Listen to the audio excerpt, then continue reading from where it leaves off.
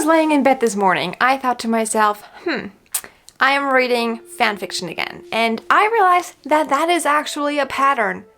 Every time I try and read a book for my TBR, like the good person that I am, my Kindle and I just smash right in, and I'm just stuck there reading Kindle Unlimited romance or fanfiction. So this month, I decided to do something different. So I wrote down a bunch of different genres, different colors, whatever, a bunch of different things, and I'm gonna pick the books from the jar. Let's see how that goes.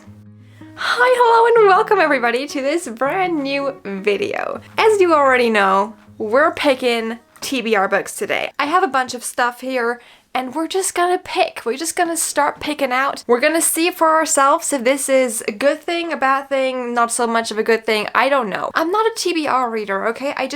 Every time I try, I fail. I have decided to pick 10, okay? 10 books seems like a good option. I can choose out of those, and then I can add more books because I have absolutely nothing to do this next month. So we'll be trying to get through this TBR that I set myself. So without further ado, I think it's time for the picking. Let's do this.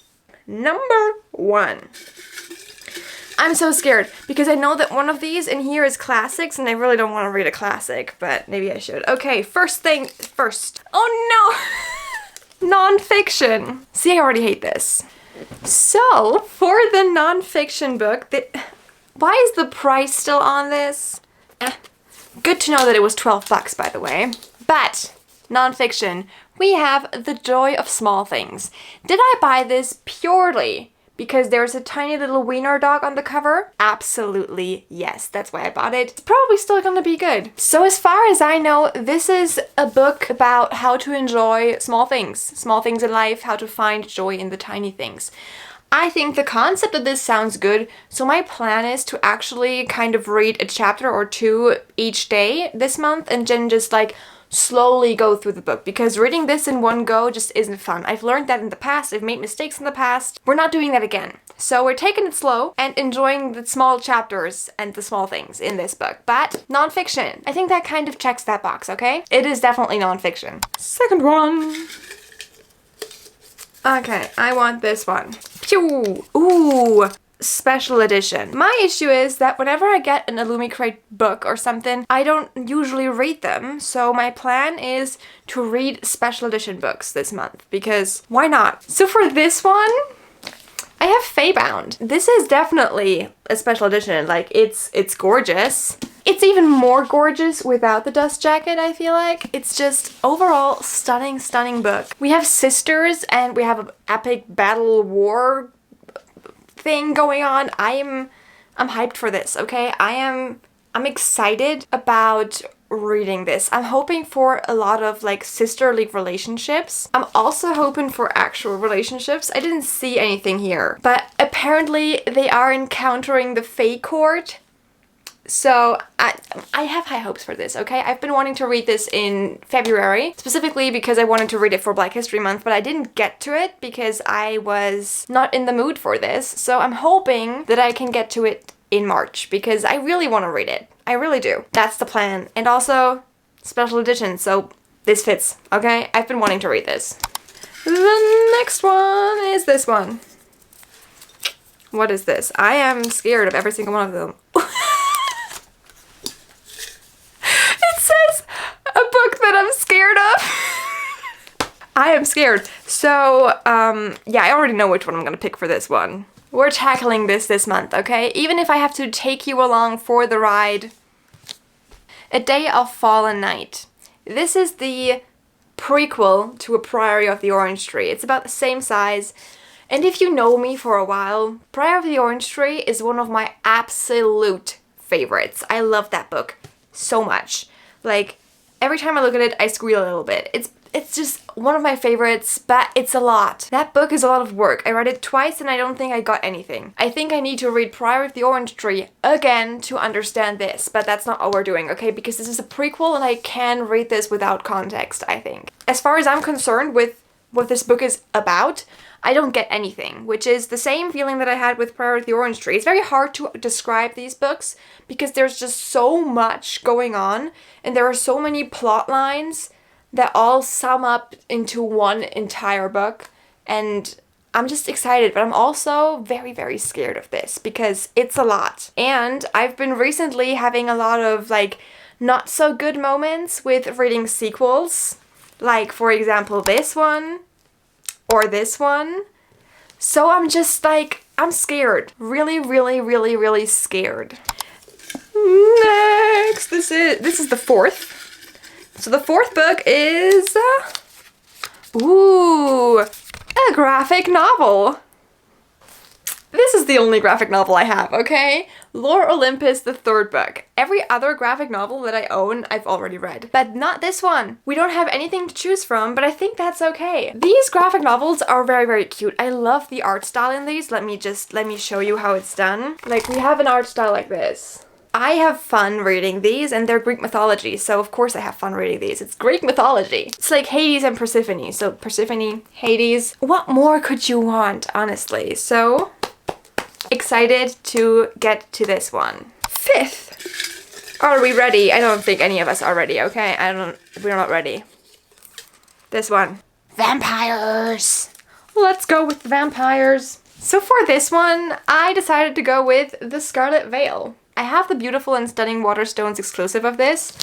I'm not sure, is there a hidden cover under this? Ooh, okay, it's different than I thought. I thought it was foiled. It's not, but it's still pretty. So we have Cecile, I think. Cecile. Sally. Celie. Anyway, the main character, she is, as far as I know and I understand, she's a vampire hunter. She's trained to be a huntswoman, which I find pretty cool. And she's trying to hunt down the vampires that have been terrorizing everybody. But turns out that in this case, the hunter will turn to be the prey. And to say I am excited doesn't even cover it, okay? Also, it says love never dies. The back says, "You're doing it again," he said at last. I look away quickly. Doing what? Romanticizing nightmares. Which is essentially the problem that every single person on Book Talk, Bookstagram, and BookTube has. We're romanticizing monsters and nightmares, but that's fun and fine, and we live for this shit, okay? So we're doing it. I'm excited to read this one. I was so excited when I heard it. I love vampires. I do. I really, really love vampires. I think they're one of my favorite mythical creatures. I just think they're awesome. Okay, for the sixth one, we're already halfway done, okay? This is the sixth. Ooh, a TBR Ghost. I was gonna say TBR Dinosaur. Anyway, it's a book that's been on my TBR for a long time, and I should probably read it because it's been here way too long. When I wrote this one down, I knew immediately which book I was gonna pick for this, or which book I was gonna have to pick for this. And it's this one, The Witch's Heart. I bought this book about a month after I started my Bookstagram, which was almost 3 years ago. So I've had this on my shelf for a long, long time, and I never read it, and I don't know why. Because this is mythology, and it's Norse mythology. So we have Loki and all of those gods, okay? Loki and Thor and Odin. I love those! I love every single mythology in the world that there is, but this one is probably so cool, and I'm so excited for it, and I don't know why I never read it. We also have like a little bit of witchy something. Why have I never picked this up?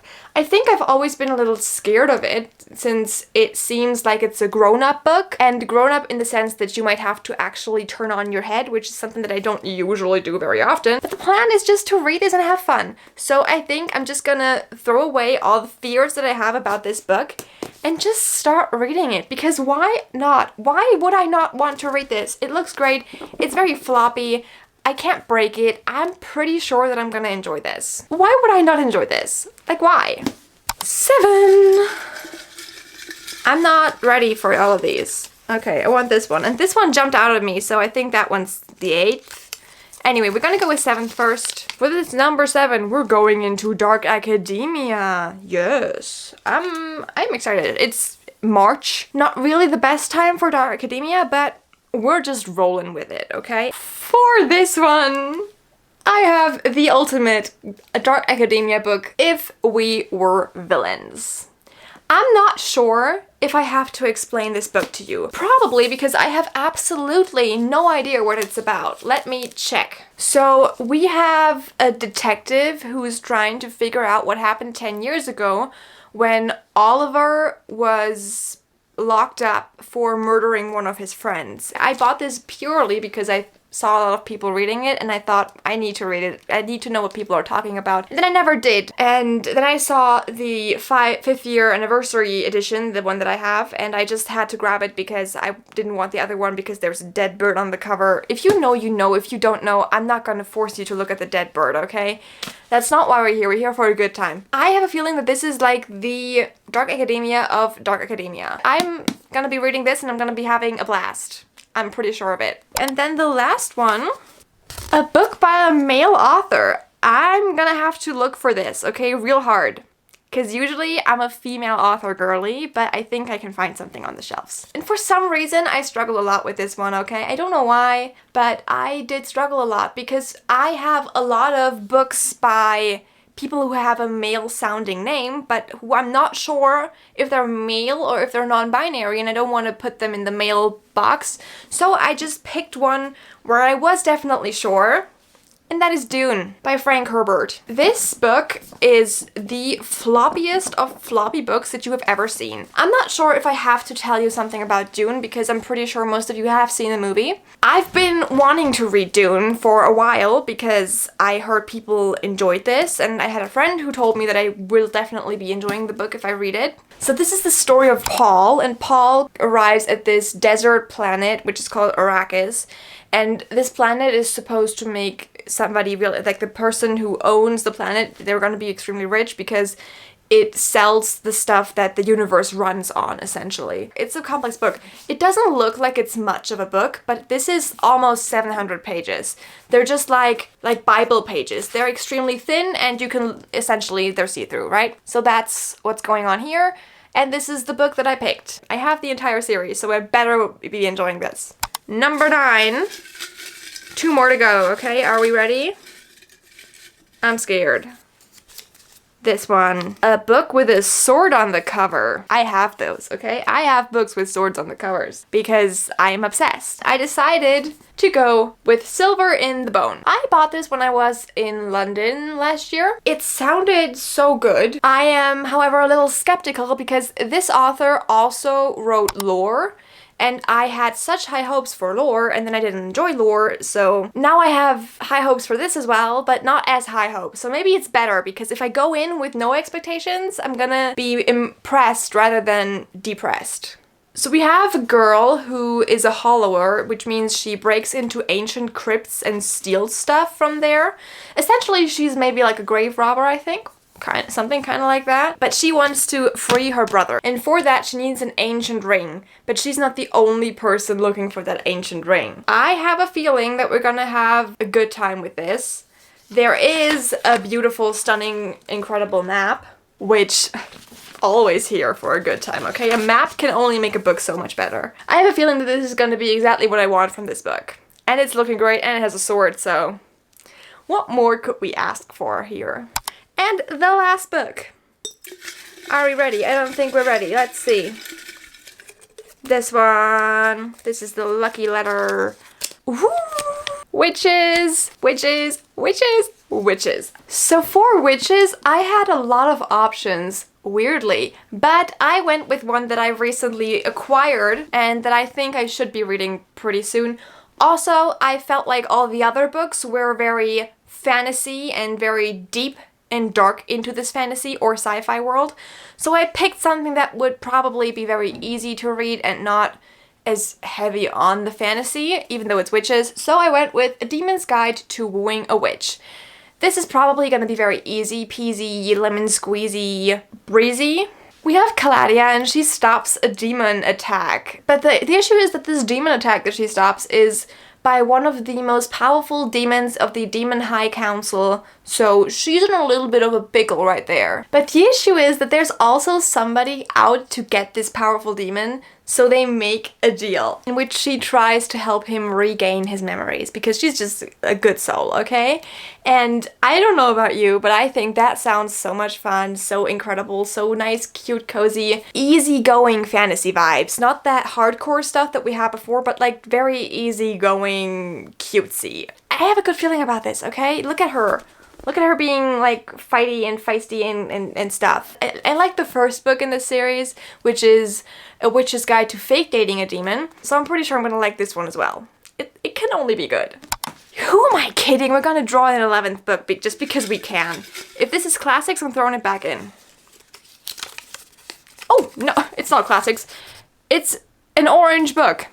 I really picked this because I was hoping for this, okay? I was hoping this would happen because I haven't picked a single romance book for all of these. I've only picked fantasy books.